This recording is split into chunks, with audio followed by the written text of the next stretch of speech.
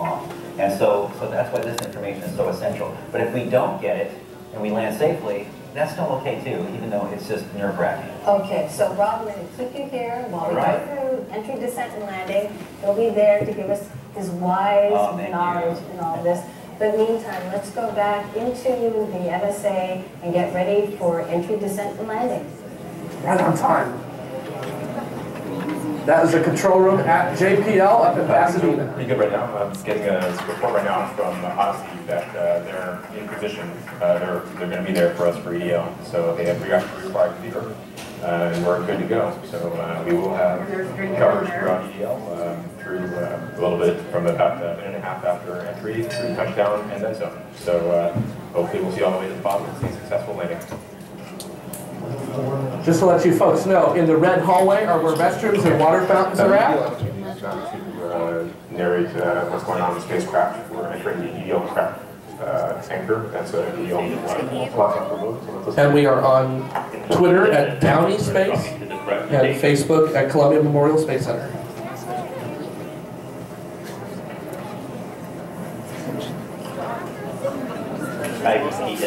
Awesome haircut.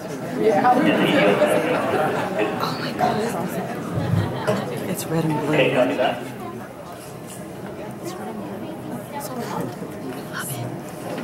I'd like to be that young and working. About 3 minutes from stage descent, anchor action. Starting. The activity lead is system where we turned off the attitude control system, the cruise attitude control system. We don't need it anymore. We're standing by for heat rejection system. That's the coolant that's been keeping us cool through all of the cruise. We'll vent that ahead of cutting the cruise stage. So we're coming up on cruise stage separation. Go ahead, Faith. Anytime you guys want to shoot any results from You're on Twitter. I guess is the way it's going to go now, because the screens are going to transition into having your beautiful faces on it instead of your accents from the Light, EDL, ADL. HR descent actions have begun. Roger.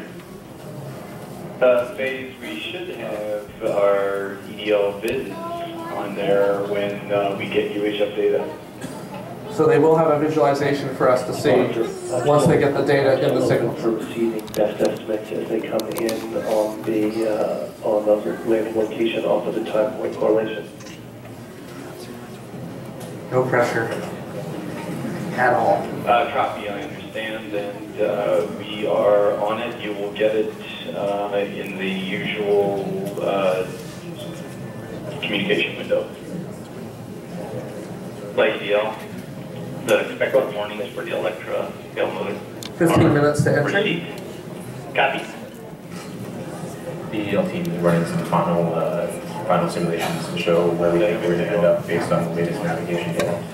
Things continue to look good. It puts us right in the middle of the ellipse. 3,330 miles. The BCB actions have been commanded, and through the EHA, we've heard that the discharge beds are now in manual discharge. Vehicle power changes in preparation for cruise stage separation. It's going to cover the cruise stage and all that solar array that's been powered 4.5 minutes to that. through all of the cruise. Pyro firing card are now powered on. Go ahead, EDL comms. So we're ready to switch the displays over to the 1010 marker, which will show EDL data, manual tones. Ready? 11,510 miles per hour and gaining. Standby 1. Yes, we are ready. Copy that. That is not me. And we can confirm from the EHA now that the BCBs are in manual charge mode.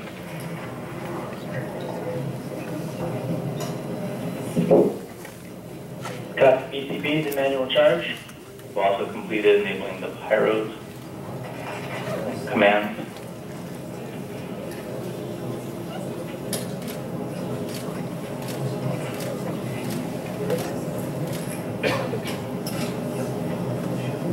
We are in the process of powering off the cruise stage hardware.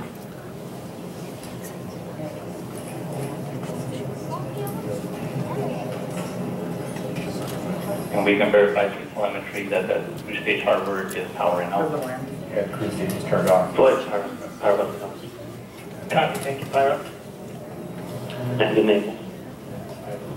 power electronics that are used to activate many of the devices that are going to be used to cut the cruise stage, and a lot of the separation events during EDO have been harmed. Matt is confirming that we are starting testing. HRS plan has started. And like EDO, we're requiring our first pilots best HRS system. Medley RTD warnings are expected. The navigation team can see that the fluid coming out of that heat rejection system is actually pushing the vehicle a little bit, as expected. So we can confirm this event is actually happening. Odyssey Com, Odyssey Mission Manager on EDO Ops.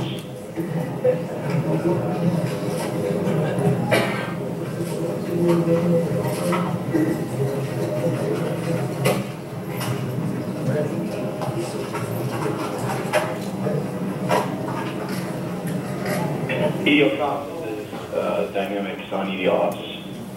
Go Dynamics. Is our display configured correctly for you in the MSA? Primitive. I see it. Waiting for X-Man tones. Very nice picture. And we're expecting tone start at 5:13:17 UTC. Copy. We're under 2 minutes from cruise stage separation. 11,800 miles per hour. Mission Manager on EDO Ops. Currently 5:48 a.m. Coordinated Mars time at Gale Traeger. Odyssey Mission Manager, this is EDO Ops on EDO Ops. Odyssey has completed its salute of the EDO Com attitude. All systems are nominal. Odyssey is go for EDO Com support. Great to hear from you. Thank you very much. So the Odyssey spacecraft is in position to capture signals in real time from MSL. We have a cruise stage step about to happen. For all the 70 seconds. Have their coverage. Things are looking good for them. They're looking good for us. We're about 1 minute from cruise stage separation. 1 minute. Via transition. Of course, that's what's happening right now. We're not going to get the signals confirming it for another 14 minutes. Carrier only. The vehicle's changing to tones at this time.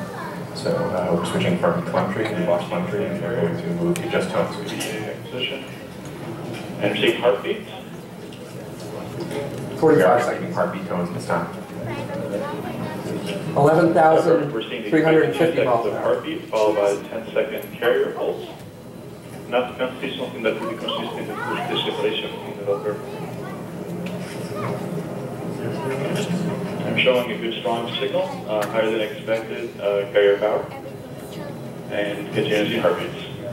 EDO Com tones look good. Actually, just to let you know, they're not talking about what's happening in real time. They're actually talking about the signals they're getting right now. So, I just noticed. So we are hearing back from the vehicle as itself. So.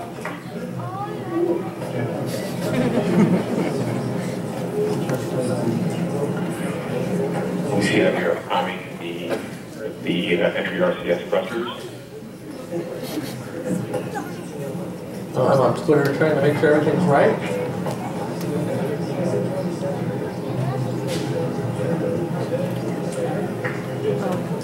Cruise stage separation. They have confirmed it.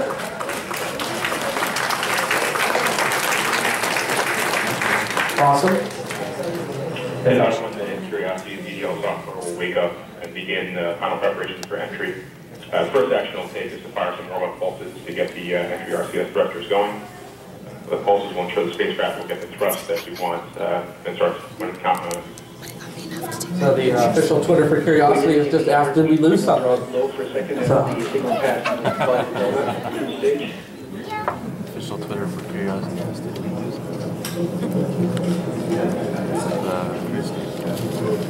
So it should be despinning itself now.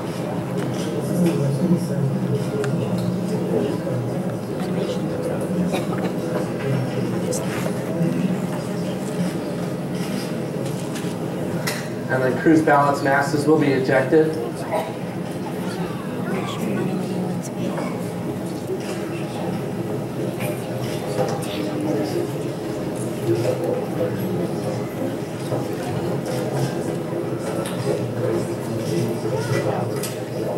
RCS warm-up.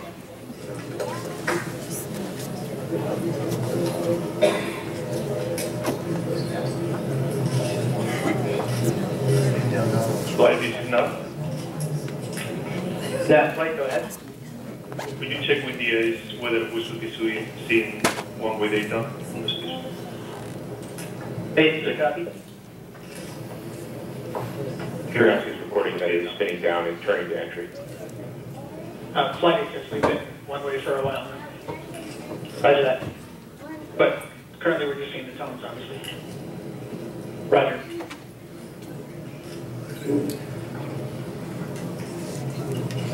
Vehicles reporting that it has completed its turn to entry and spin down, and has separated the Bruce balance map devices. Excellent. 7.5 minutes till entry interface.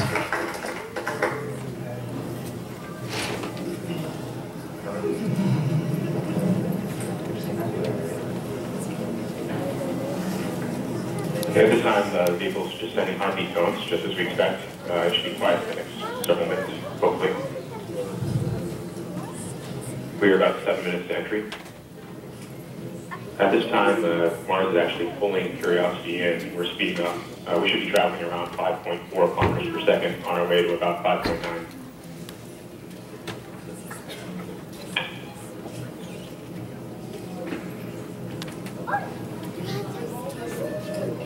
That's your NASA administrator there, Charles Bolden, 2-time shuttle astronaut. So Rob, what are your thoughts at this point? Well, I'm very excited. This is the part that really is entry. This is where we're getting to the top of the atmosphere. The great thing is that the propulsion system's shown to be working. We're turning the vehicle. It looks like the vehicle is going to be doing its entry job very well. I'm very excited about that. Everything is going very well. So make sure everyone keeps their eyes on the television because we might actually get some pictures if all goes well. And we might be funky and covered with dust when we first land. But we might get some pictures today. Wow. 6 minutes? Just a few minutes after landing. Excellent. Okay, we're standing by. 12,100 miles per hour. 640 miles above Mars. 1,640 miles from Gale Crater. 5 minutes, 45 seconds to entry. 12 minutes, 53 seconds to touchdown. We're going to 6 minutes to entry. We're continuing to wait for entry interface. The spacecraft is continuing to send heartbeat tones, telling us that everything's okay and there's nothing significant to report. This is as expected. It should be quiet for a little while. Please. Okay, since we're getting lifetime delayed signals right now, MSL is actually on the surface right now. Just to let you know. In reality, where we're actually at right now, it's on the surface. We're just listening for those signals. Yep, on the planet. Wait for the signals. Yeah! Good job, Rover! You don't know whether you're there or not. Good job, Rover / we won't talk about that. 12,275 miles an hour. Everything is good. Coming up on it. 500 miles above the surface. 1,400 miles from Gale Crater. 12,320 miles per hour. It's flying in space. It's actually in space. In fact, not until after we hit the entry point will we actually begin to feel 4.5 minutes. gradually building on that heat shield. So really, it's still a spacecraft. It hasn't actually become an aircraft. But we've checked out its rockets. It's actually used to turn the vehicles, turn to the right attitude.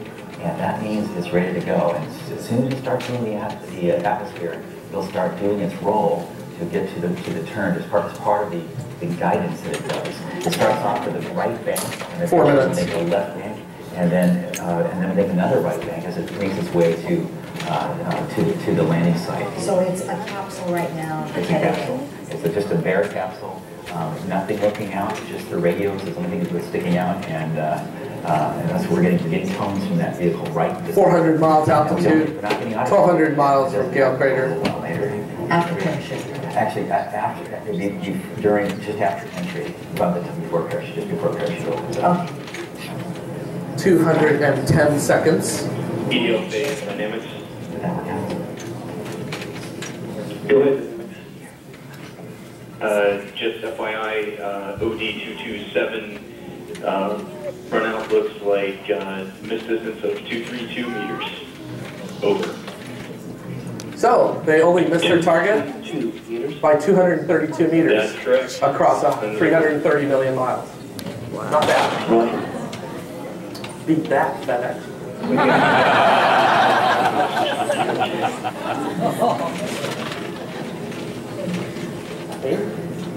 We're at previous entry. At this time, MRO should be picking this up. But remember, we won't get that data for a while. We've got to store it, and then send it back down here for us to decode. We're still seeing heartbeat tones. Everything's good. So that should be up to 5.6 kilometers per second.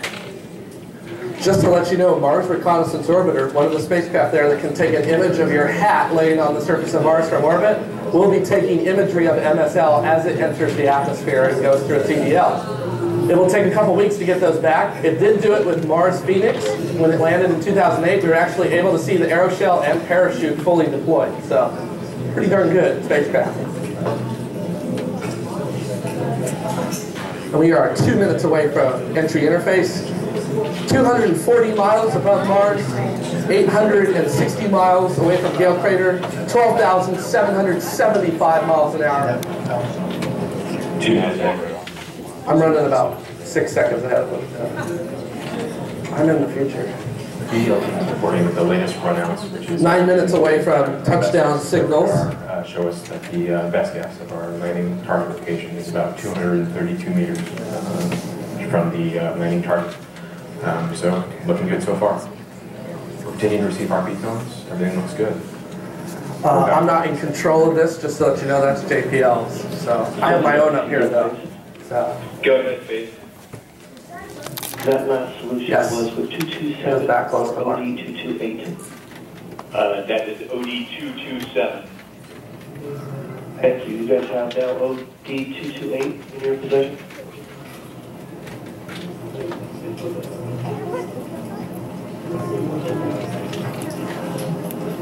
There will be 60 seconds. for us. Faith. That's just fine because the difference in spinning distance. 140 miles in altitude, 600 miles uprange, Affirmative. 12,970 miles per hour. The vehicle will switch antennas shortly, short dropout when that occurs. 40 seconds. Switching to a tilted antenna that will be used to measure. Gale Crater is within sight from MSL. 3,000 miles an hour, it's still gaining. 25 seconds away from atmospheric entry. As we come up on entry, we'll expect a 2 or 3 second outage and signals to switch from the ELGA to TLGA.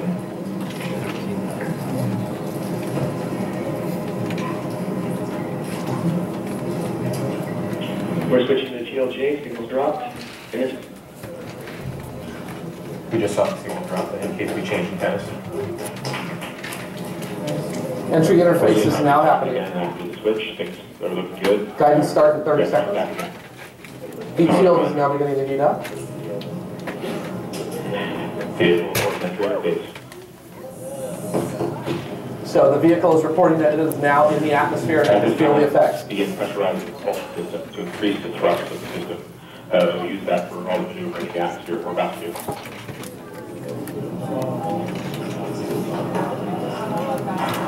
Yes. Yeah, they do have sensors all over the vehicle. That's how they can tell. So you're standing by for guided start of guided entry. Guided entry is...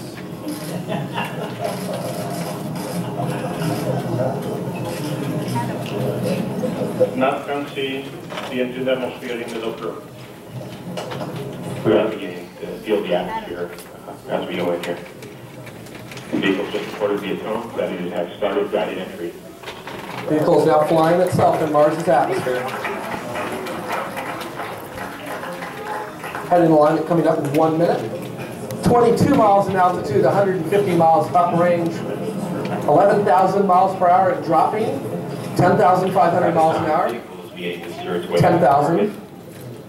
Pulling about 9 Gs of deceleration at the moment. Starting first bank reversal. First bank. Now under 7,000 miles per hour. 12.5 miles in altitude, less than 100 miles uprange. Okay, peak deceleration.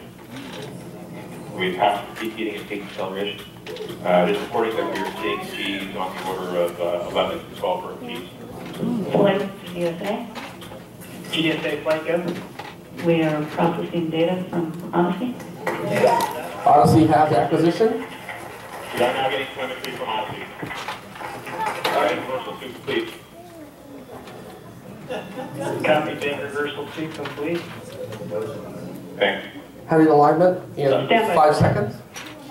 55 miles We have a uprange. connection, but we actually do not have any data yet. Hang tight. Copy. We can expect Sergeant Benton to contact at this time as the signal gets increased to expectable level. There we go. And we have our CP. Okay, copy. And visualization is updated. We mentioned heading alignment. There we go. It is currently flying itself. Curiosity is no longer trying to control how far it's flying down range. It's just heading directly to the target.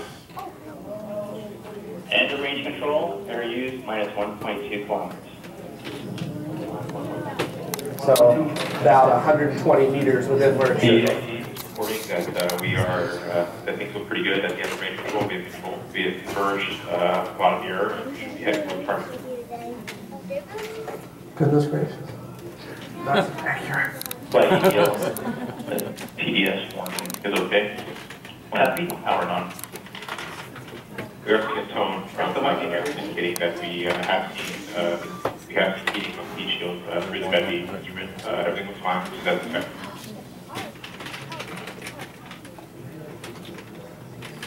Currently at 10 miles We're altitude. setting alignment phase. We're flying almost horizontally like a plane. We're going about Mach 2.4 at an altitude of 17 kilometers or so. Now under 10 miles up, 17 miles downrange, 1,100 miles an hour. Vehicle reporting heartbeat once again, indicating that everything is fine. We're in heading alignment. We are standing by for straight up flight range. Parachute coming up very, very soon. 3 minutes to touchdown.